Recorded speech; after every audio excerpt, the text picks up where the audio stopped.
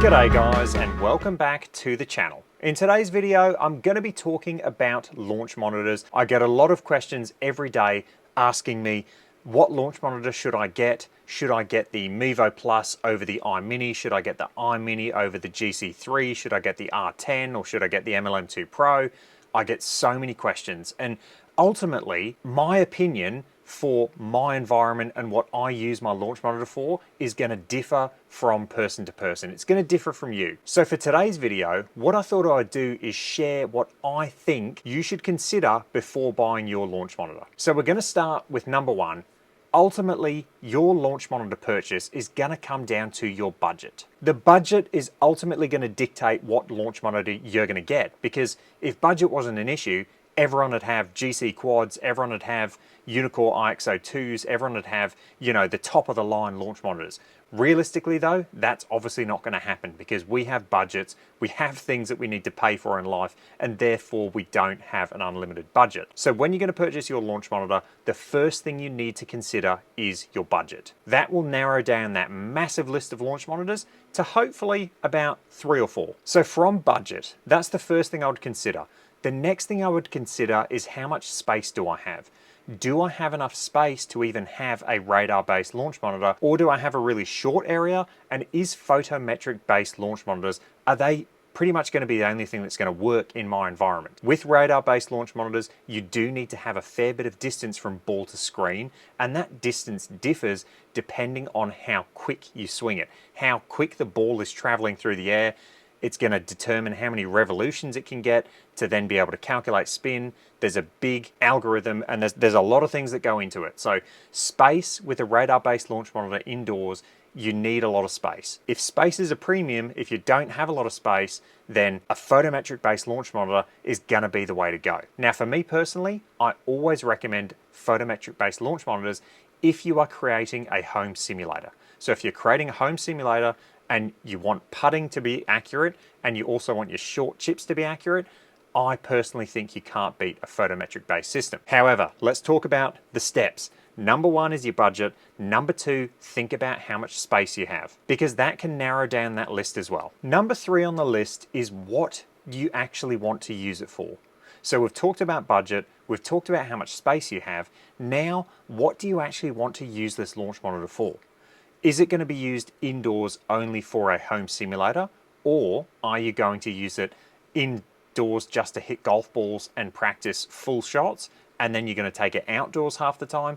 You need to figure out how you're going to use your launch monitor, because that will really influence which launch monitor you buy. If you're going to use it just for a home simulator space, you can get, say, a Unicore iMini Lite, which you're not going to be able to take outside. Or you can, but you've got to run a power cable, you've got to use a PC. It's a nightmare. So you can have launch monitors that you use solely indoors that are fantastic for that. Or if you're going to use it half the time indoors, half the time outdoors, maybe a Mevo Plus is the launch monitor to get, because it's going to be fantastic outdoors. You're going to get full flights, you're going to get all these metrics outdoors, and it's still going to be great indoors just to get your yardages, just to practice your shot shape. So you need to figure out what you're going to use the launch monitor for, and that will ultimately help you make your decision. Along the same lines, is this going to be a game improvement launch monitor? Are you using this just to improve your full swing? Or do you want a home simulator experience? Do you want it to be able to do everything? And what I mean by that is, do you want it to be really good at hitting the golf balls, as well as chipping, as well as putting? If you want it to do everything, you really need to get a good home sim launch monitor, like a Unicore iMini Lite, or a photometric-based launch monitor, GC3, something like that. Or do you want it to just be a home improvement launch monitor? You can get away with, say, a SkyTrack Plus, which isn't very good at chipping and putting. You can get away with a Rapsodo MLM2 Pro.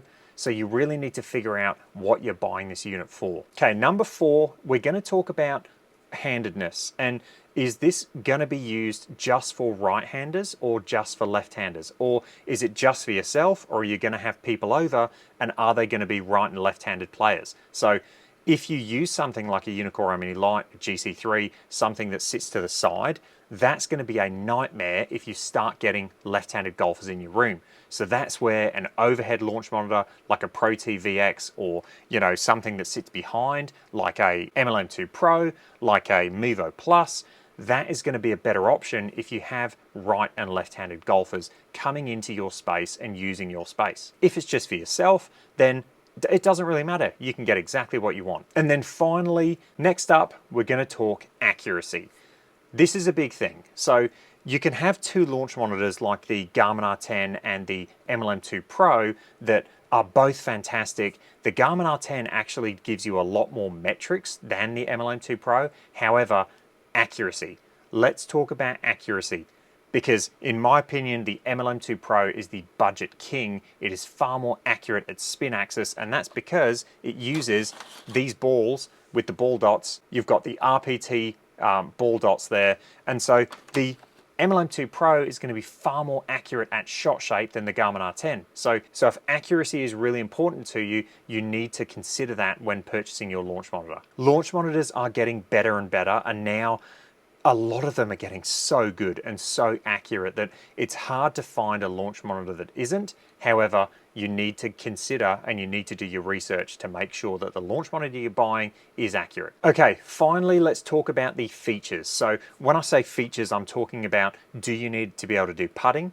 What metrics you're going to get? What additional features like impact vision and things like that? This is where you need to make sure the launch monitor you're getting is giving you what you need.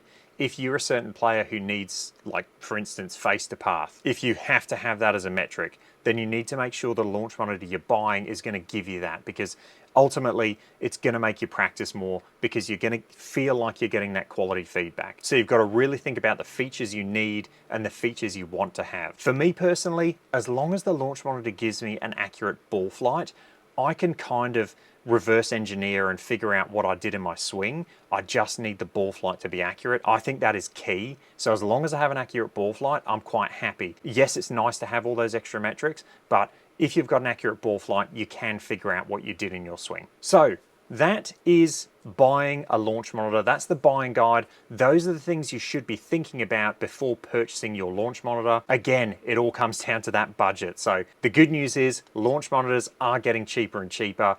This space, this home simulator space, it's really come a long way in the few years that, I guess the masses have had access to it, and it's because of the Garmin R10.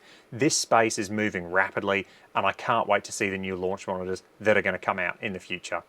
Hope you guys enjoyed that. If you did, let me know. Any comments or questions, leave them down below, and I'll catch you guys in the next one. Cheers.